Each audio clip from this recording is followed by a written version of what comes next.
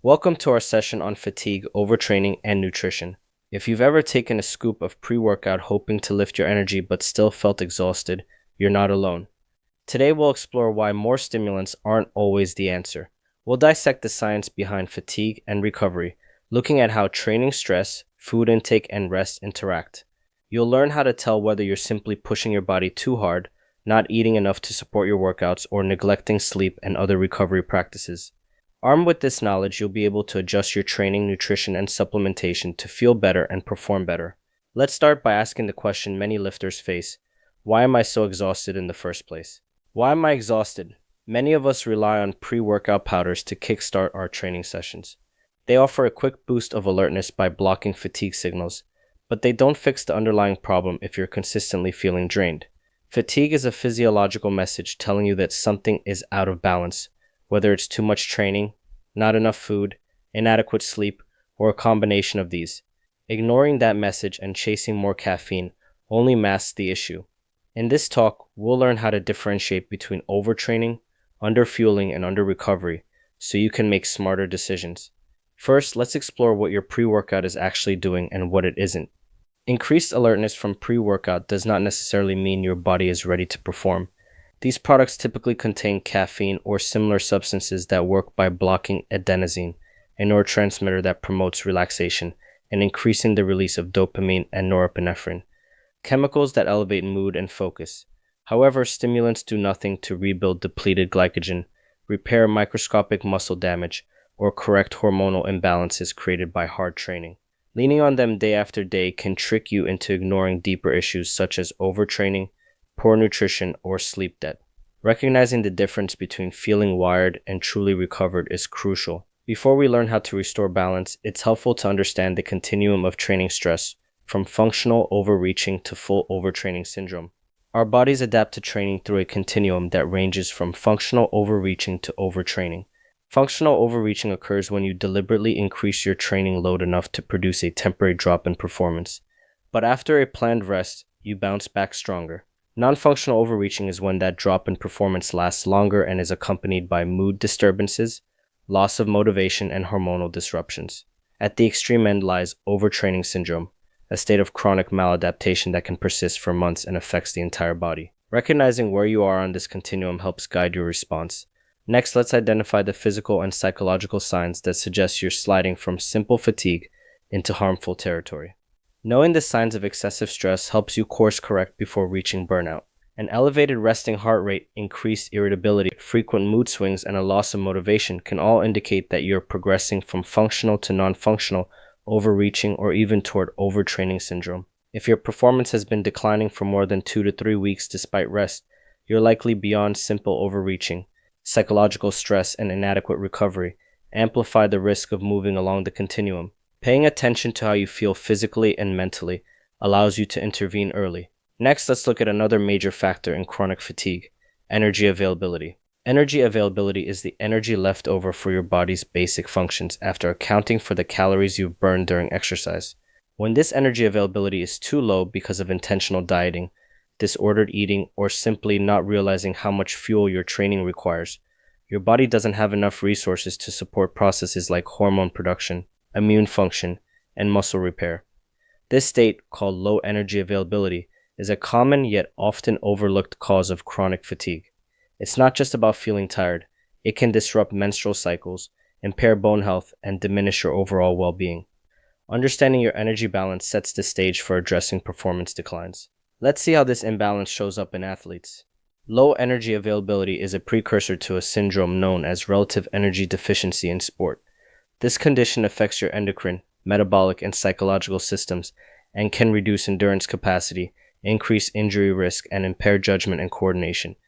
Athletes with low energy availability often experience lower glycogen stores and reduced muscle strength.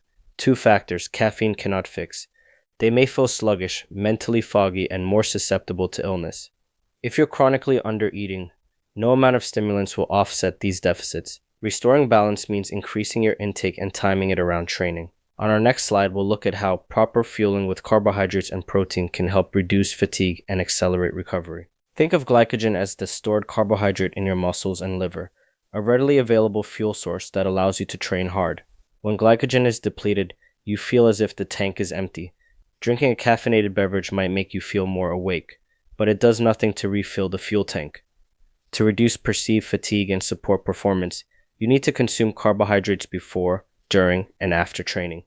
General recommendations range from 1 to 4 grams per kilogram of body weight in the hours leading up to exercise, and about half to 1 gram per kilogram afterward. Complement this with adequate protein around 1.6 to 2.2 grams per kilogram per day to support muscle repair. Next, we'll see how sleep and hormones play into this equation. Sleep is a cornerstone of recovery. In a study of healthy adults, a single night of total sleep deprivation reduced muscle protein synthesis, the process by which your body builds new muscle proteins, by nearly a fifth. The same study found cortisol, a stress hormone, increased by 21%, and testosterone, an anabolic hormone, decreased by 24%. These hormonal changes create a catabolic environment that breaks down tissue rather than building it. Chronic sleep loss amplifies these effects, raising your baseline stress and making it harder to adapt. It's clear that no amount of pre-workout can override the damage done by insufficient sleep. That's why understanding stress and recovery metrics is our next topic. Stress is not all bad, it's how you adapt to training. But measuring it helps you decide when to push and when to back off. Heart rate variability, or HRV, is a non-invasive measure of autonomic balance. Higher HRV indicates greater parasympathetic activity and readiness to train, while a decrease signals your body is under stress. Similarly, the ratio of testosterone to cortisol can indicate recovery status. A drop of 30% or more suggests incomplete recovery. These physiological markers are sensitive to training load and correlate with fatigue, illness, and mood. By tracking them, you can catch early signs of overtraining. A diagnostic table can help you decide whether your fatigue is due to overtraining or underfueling, which we'll look at next. A quick diagnostic table can be a powerful tool. By comparing your recent training patterns, dietary intake, and recovery markers against symptoms like elevated resting heart rate, prolonged performance decline, and mood disturbances, you can determine whether you're dealing with overtraining, underfueling, or perhaps both. From there, you can adjust training volume, increase your calorie intake, or focus on rest and sleep. The key is to treat fatigue as feedback, not an obstacle to be suppressed with more stimulants. Properly identifying the source will guide your intervention. Next, let's look at concrete tools you can use to monitor these variables. Monitoring is about collecting data to make informed decisions. Start by tracking your resting heart rate and heart rate variability using a wearable device or app. These metrics can reveal changes in your autonomic nervous system. Keep a sleep log to ensure you're consistently getting 7 to 9 hours per night. Track your daily food intake and body weight to ensure you're eating enough to support your training. Finally, use a mood and energy journal to record how you feel mentally and physically. It can highlight patterns you might miss otherwise. With these tools, you'll gain insight into whether you're fueling properly and recovering fully. Now let's talk about adjusting training volume when fatigue sets in. When your monitoring shows that fatigue is creeping in, adjusting your training volume is a sensible first step. Reducing your weekly volume by about 10 to 20% and incorporating a deload week every 4 to 6 weeks can allow your body to catch up on recovery without losing fitness. During these periods, focus on high-quality compound movements and avoid adding unnecessary accessory work that increases fatigue without significantly improving performance. Keep the intensity moderate to maintain your technique and motor patterns while reducing overall stress. This deliberate ebb and flow of training loads is essential for long-term progress. Of course, training adjustments must go hand in hand with improved nutrition, which we'll cover next. What and when you eat matters just as much as how you train. To support recovery and prevent low energy availability, increase your carbohydrate intake around workouts. A practical guideline is 1 to 4 grams per kilogram of body weight, 1 to 3 hours before training, and half to 1 gram per kilogram afterward, to replenish glycogen. Maintain your daily protein intake at around 1.6 to 2.2 grams per kilogram, spaced across 3 to 5 meals to maximize muscle protein synthesis. Most importantly, make sure your total caloric intake meets or slightly exceeds what you're burning to avoid chronic deficits. Proper fueling sets the stage for quality sleep and stress management. Our next focus, sleep and stress management, are the pillars that allow your training and nutrition to work. Aim for 7 to 9 hours of sleep each night, and establish a consistent bedtime routine to help your body relax. Avoid caffeine within 6 to 8 hours of your intended bedtime, as it can delay sleep onset and reduce sleep quality. Incorporate mindfulness practices, breathing exercises, or meditation to activate your parasympathetic nervous system and reduce psychological stress. Also recognize that life stressors can accumulate. If work or personal stress is high, it's sensible to reduce your training load accordingly.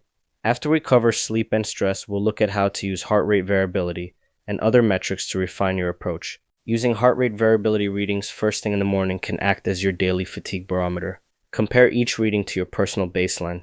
A significant drop accompanied by a dip in mood or performance indicates you need more recovery. Don't rely solely on a number though. Combine HRV with subjective metrics like sleep quality, perceived exertion, and overall mood to get a holistic view. If all signs point to fatigue, adjust your training load, increase your energy intake, or prioritize rest. Consistency in monitoring helps you spot trends early and make small corrections before problems snowball. To make those corrections easier, you can use a simple fatigue checklist. A checklist helps you quickly assess whether you've covered the basics before reaching for another scoop of pre-workout. Ask yourself, did I sleep at least 7 to 9 hours last night? Have I eaten enough carbohydrates to refill glycogen stores? Did I consume between 1.6 and 2.2 grams of protein per kilogram today? Have I stayed hydrated? Have I been monitoring my training volume and heart rate variability? If you answer no to any of these questions, the fix is straightforward. Address the deficiency and see how you feel. Only after your foundational needs are met should you consider adding performance supplements. This leads into our next slide, which emphasizes fixing the system rather than reaching for a stimulant. Pre-workout powders can be a useful tool, but they work best when your fundamentals are already in place. You can't expect a scoop of stimulants to compensate for chronic underfueling, low energy availability, or excessive training stress.